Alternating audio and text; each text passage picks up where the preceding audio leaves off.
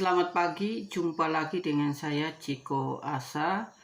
Nah, pada hari ini saya akan memberikan materi kuliah yaitu berkaitan dengan kode etik dan profesionalisme guru PAK.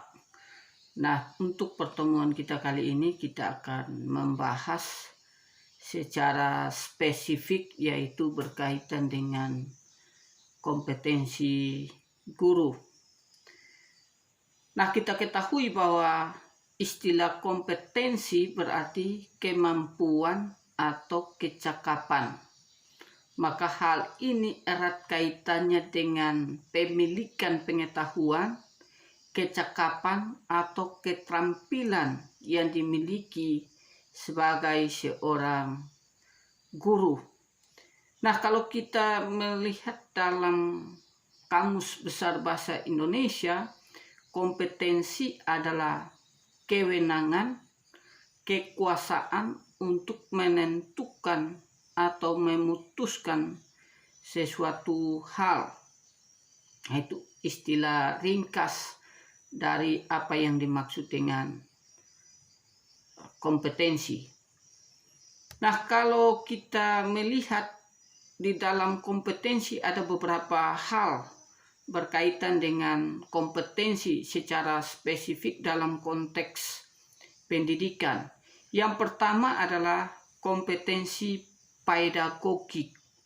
Nah, kompetensi pedagogik adalah kemampuan mengelola pembelajaran yang dilakukan oleh pendidik kepada peserta didik, atau kemampuan pendidik dalam mengelola materi pembelajaran agar materi pembelajaran itu dapat disampaikan dengan baik oleh pendidik kepada peserta didik. Nah, kompetensi pedagogik juga merupakan kemampuan guru dalam mengelola pembelajaran sehingga pembelajaran itu dapat disampaikan kepada peserta didik dengan baik, dengan mudah dipahami oleh peserta didik. Maka sekurang-kurangnya di dalam kompetensi pedagogik meliputi beberapa aspek.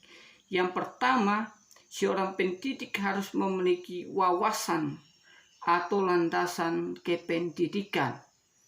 Yang berikut yaitu memiliki pemahaman terhadap peserta didik, mampu mengembangkan kurikulum atau silabus, merancang sistem pembelajaran. Selain itu, kompetensi pedagogik juga adalah berkaitan dengan pelaksanaan pembelajaran yang mendidik dan bersifat dialogis, pemanfaatan teknologi pembelajaran, serta evaluasi hasil pembelajaran.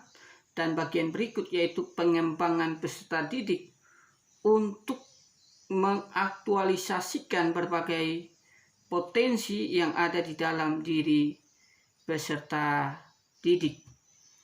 Nah, lalu apa yang menjadi tujuan di dalam kompetensi pedagogik?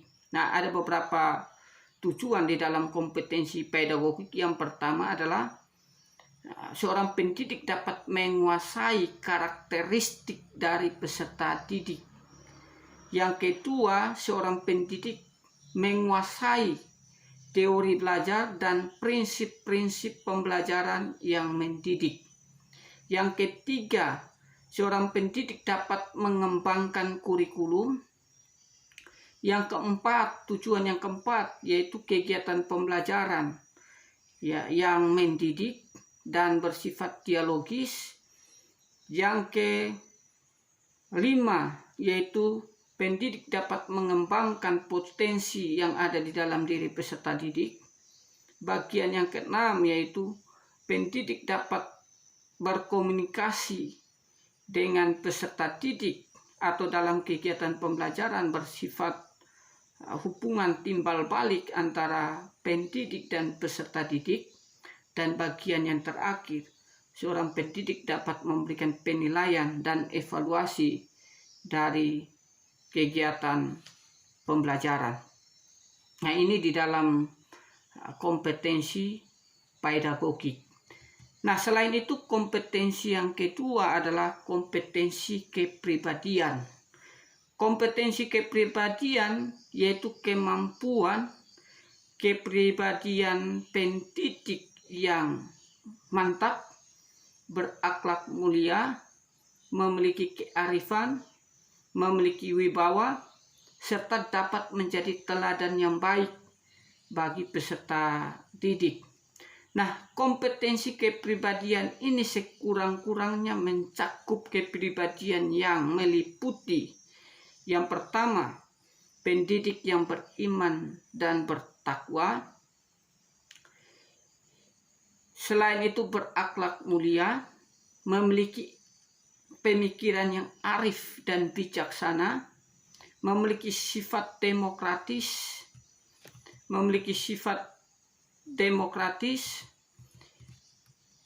memiliki kewibawaan, memiliki karakteristik yang dewasa, memiliki integritas, menjadi teladan bagi peserta didik dan masyarakat, secara objektif mengevaluasi kinerja secara berkelanjutan, dan yang terakhir yaitu pendidik mengembangkan diri secara mandiri dan berkelanjutan. Nah, selain itu kompetensi kepribadian juga memiliki tujuan, yaitu agar pendidik dapat bertindak sesuai dengan norma agama, norma hukum, serta norma kebudayaan di mana pendidik berada. Tujuan yang kedua yaitu menunjukkan pribadi yang dewasa dan dapat menjadi teladan bagi peserta didik. Tujuan yang ketiga yaitu memiliki etos kerja yang bertanggung jawab dan memiliki rasa bangga menjadi seorang pendidik atau menjadi seorang guru. Nah, ini kompetensi kepribadian. Nah, kompetensi yang ketiga yaitu kompetensi sosial. Nah, di dalam kompetensi sosial ini yaitu kemampuan guru untuk berkomunikasi dan berinteraksi secara efektif dan efisien dengan peserta didik, dengan sesama guru, dengan orang tua atau wali peserta didik, dan juga secara umum dengan masyarakat di sekitar lingkungan sekolah maupun di lingkungan tempat tinggal seorang pendidik. Selain itu, kompetensi sosial juga merupakan kemampuan guru sebagai bagian dari masyarakat yang sekurang-kurangnya meliputi yang pertama, memiliki komunikasi yang santun. Yang kedua, menggunakan teknologi komunikasi dan informasi secara fungsional.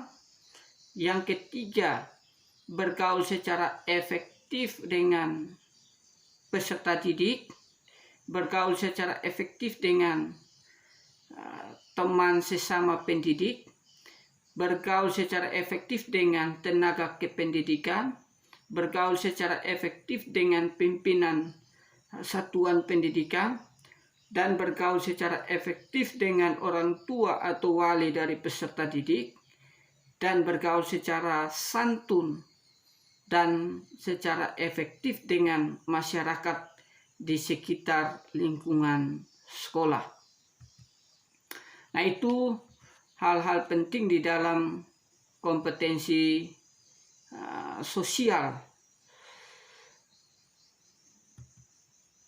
Nah, bagian yang keempat yaitu kompetensi profesional di dalam diri seorang pendidik. Nah, kompetensi profesional adalah kemampuan penguasaan materi pelajaran secara luas dan mendalam. Kompetensi profesional juga merupakan kemampuan guru dalam menguasai pengetahuan bidang ilmu teknologi dan seni ataupun budaya yang diampunya sekurang-kurangnya meliputi penguasaan yang pertama, yaitu penguasaan materi pelajaran secara luas dan mendalam sesuai dengan standar isi program atau satuan pendidikan atau mata pelajaran atau kelompok mata pelajaran yang diampuhnya. Yang kedua yaitu memiliki kemampuan metode disiplin keilmuan dan teknologi atau seni yang relevan, yang secara konseptual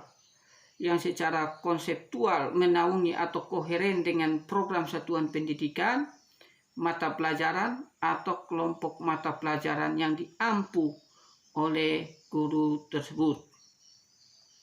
Selain itu, menguasai ilmu yang diampunya, memiliki wawasan yang luas, mampu menerapkan teknologi yang relevan, menguasai metodologi keilmuan, menguasai materi kurikulum yang diasuhnya, mampu memilih berbagai metode yang tepat dalam kegiatan belajar mengajar, dan bagian yang terakhir di dalam kompetensi profesionalisme yaitu terus-menerus meningkatkan kualitas pembelajaran melalui penelitian atau riset. Nah, ini hal-hal yang dapat kita pelajari dari 4 kompetensi di dalam pendidikan, yaitu kompetensi pedagogik, kompetensi kepribadian, kompetensi sosial, dan kompetensi profesional.